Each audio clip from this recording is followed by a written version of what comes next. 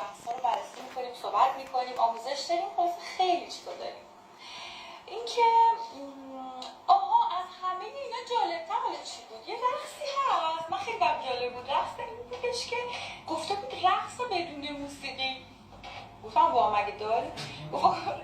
نوشته رقص با ریتم خود، یعنی مثلا من تو ذهنم میگم خب من یه وقتا تو دلم آهنگ می‌ذارم میرقصم، نه اینی که من گفتم، ولی خب رقص با ریتم خودم پس بدونیم که داریم ما.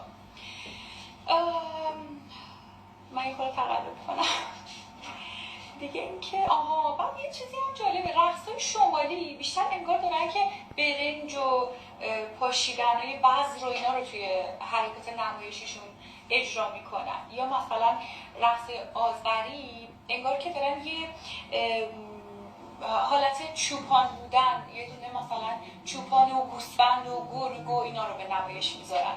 کلا یه چیزای نمایشی قاطی اینا هست. حالا بگذاریم از اینکه رقص‌ها کلا خیلی احساسات رو میتونه بیان کنه، خیلی چیزا رو داره.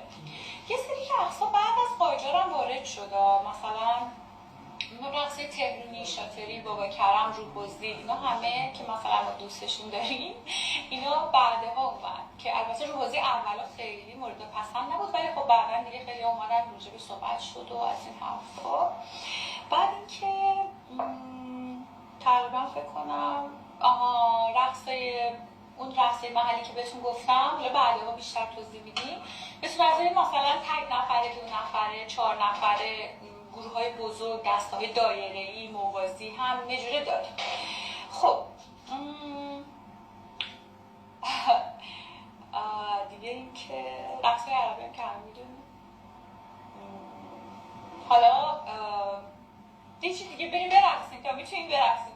بزن مطرب برقصان تا برقصیم، به ساز و چنگ و تار دلربا.